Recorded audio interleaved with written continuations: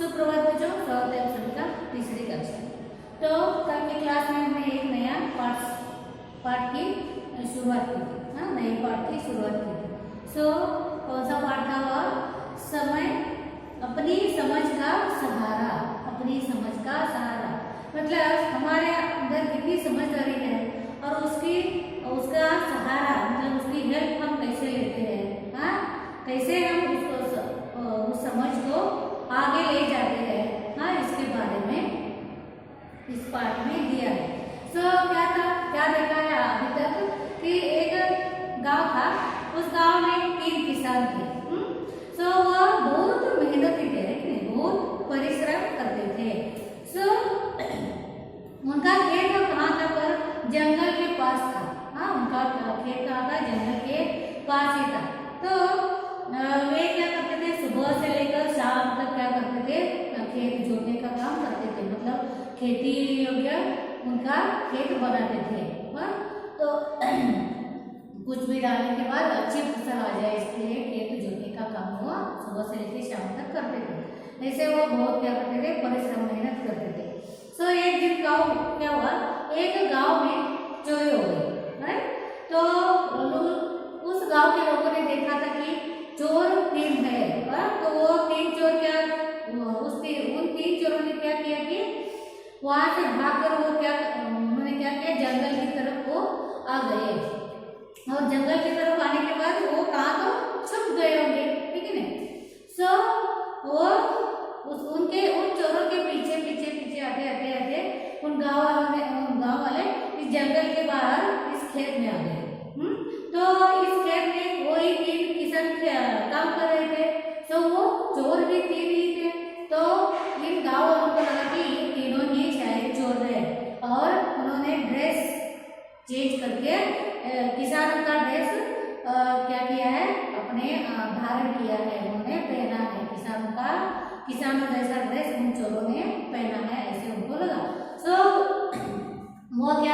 उन्होंने क्या किया? उन तीनों को पकड़कर राजा के सामने जाकर उनको पेश किया।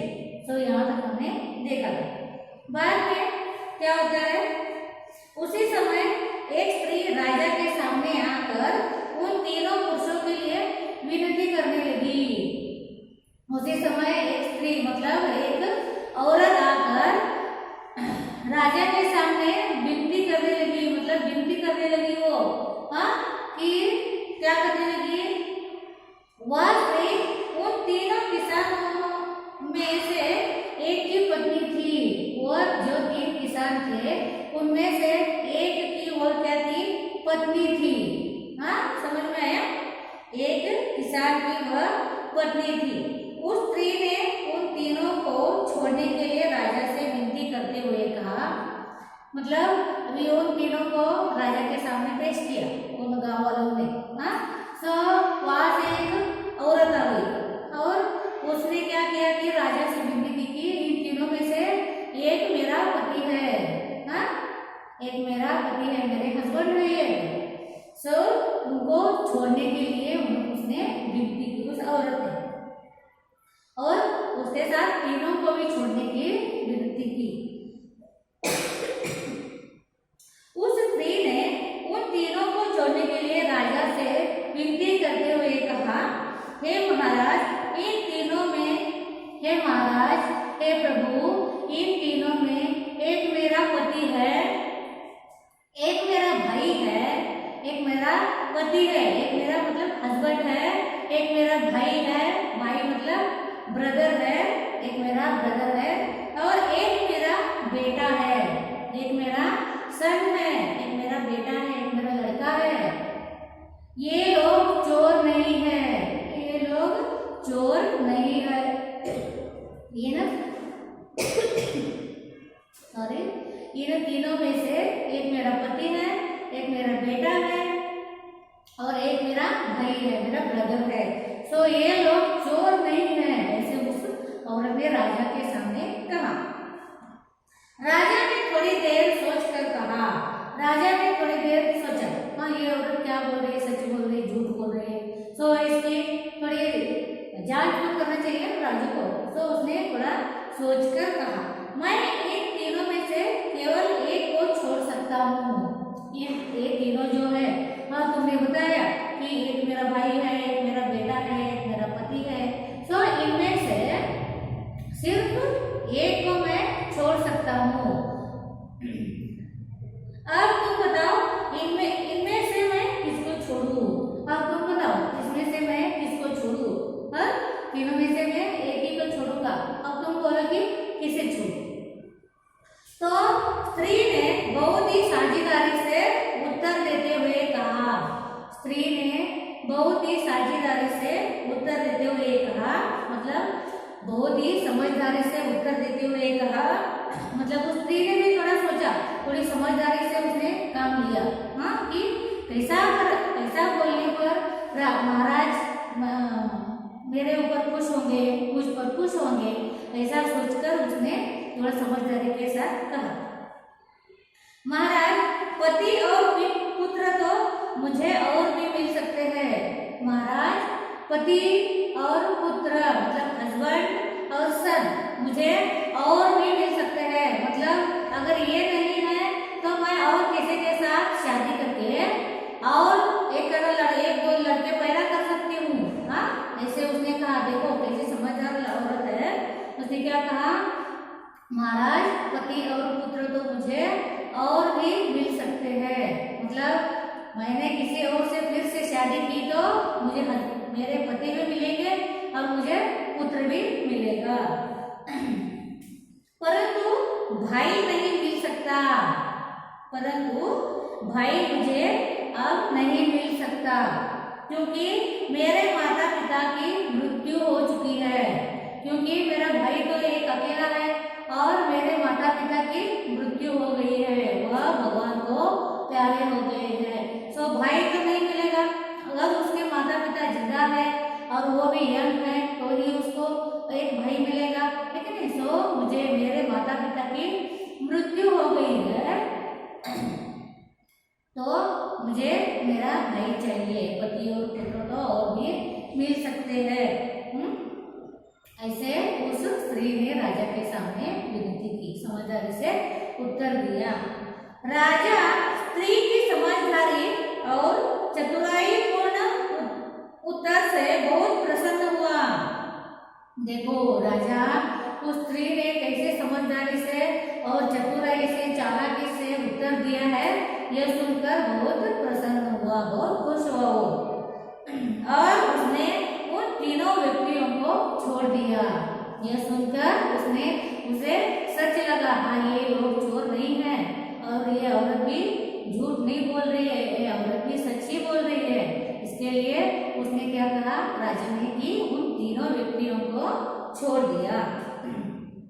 देखो वास्तव में बुद्धि और समझ, वास्तव में बुद्धि और समझ देने वाला ईश्वर है, सभी को देता है ईश्वर, बुद्धि और समझ ज्ञान सभी को देता है, पर उसका उपयोग कैसे करना, उसका यूज कहाँ करना, ये सभी को मालूम होना चाहिए, ठीक है? हाँ, अपनी बुद्धि का इस्तेमाल अगर नहीं किया तो उसका उपयोग क्या है, उसका यूज क्या है कि नहीं? सो वास्तव में बुद्धि और समझ देने वाला ईश्वर है, अतः ईश्वर भी उनकी सहायता करता है जो अपनी सहायता स्वयं करते हैं, जो खुद की सहायता करते हैं, खुद की सहायता खुद करते हैं, तो ईश्वर भी उनकी सहायता करता है। किसान की पत्नी ने बड़ी समझ से उत्तर देकर अपने भाई के साथ पुत्र और पति को भी छुड़ा लिया। देखो उसने समझदारी करके भाई के साथ साथ पति और पुत्र को भी छुड़ा लिया। तो यह पाठ यहाँ पर खत्म हो गया। तो इसमें से क्या सीख क्या मिलती है हमें? क्या सीख मिलती है? हर काम समझदारी से करना चाहिए, ठीक है? या अपने बुद्धि और ज्ञान का उपयोग करके अपना हर काम समझदारी से करना चाहिए, ठीक है नहीं? तो इसमें क्या दिया है, संकटपूर्ण परिस्थितियों में अपनी समझ का सहारा लेकर प्रत्येक कष्ट से बचा जा सकता है। अपनी कौन सी भी संकटपूर्ण या कठिन परिस्थिति आने के बाद अपनी समझ का सहारा लेकर, अपनी समझदारी का उपयोग करके प्रत्येक कष्ट से हम बच सकते हैं। यह इस पाठ से सीख मिली है। ओके, तो समझ में आया सभी पाठ? तो क्या है इस पाठ में, और एक बार मैं दोहराती हूँ। एक गांव है और उस गांव में एक गांव है और उस गांव में एक खेत है। वह खेत कहाँ है? जंगल के पास है, जंगल के पास है। सो उस जंगल में तीन किसान सुबह से लेकर शाम तक बहुत मजदूरी करते हैं, बहुत परिश्रम करते हैं, बहुत मेहनत करते हैं। हाँ, सो वह सुबह से लेकर शाम तक परिश्रम मेहनत करते रहते हैं। एक दिन एक गांव में चोरी होती है। सो उस गांव वाले उन चोरों के पीछे पीछे भागते भागते उस जंगल तक पहुंच जाते हैं और जंगल के पास ही इनका खेत होता है। सो इस खेत में ये तीनों ही किसान काम करते रहते हैं। सो उन गांव वालों को क्या लगता है, चोर भी तीन ही थे और ये आदमी भी तीन ही है। शायद उन चोरों ने अपना ड्रेस क्या किया है, बदल लिया है। हाँ, अपना चोरों वाला ड्रेस बदल कर एक किसान का ड्रेस पहना है। ऐसे उन गाँव वालों को लगता है। सो इन गाँव वालों को राजा के सामने क्या करते हैं, पेश करते हैं। तो पेश करने के बाद राजा को बोलते कि ये तीनों ही चोर है और इन्होंने चोरी की है। तभी एक औरत आती है और बोलती है कि महाराज, ये तीनों में से एक मेरा पति है और ये तीनों चोर नहीं है। हाँ, क्या क्या बोलती है कि इन तीनों में से एक मेरा पति है तो ये तीनों चोर नहीं है। इसमें इन तीनों में से एक मेरा पति है, एक मेरा बेटा है, एक मेरा भाई है। हाँ, तो ये तीनों चोर नहीं है। सो इनको छोड़ दो प्लीज, ऐसे बोलती है वो। सो राजा बड़ा सोचकर क्या करता है, उसको पूछता है कि बोलता है कि इन तीनों में से मैं किसी एक को ही छोड़ता हूँ, तो बोलो किसको छोड़ू मैं। ऐसे बोलने के बाद वो औरत क्या करती है, समझदारी से काम लेती है।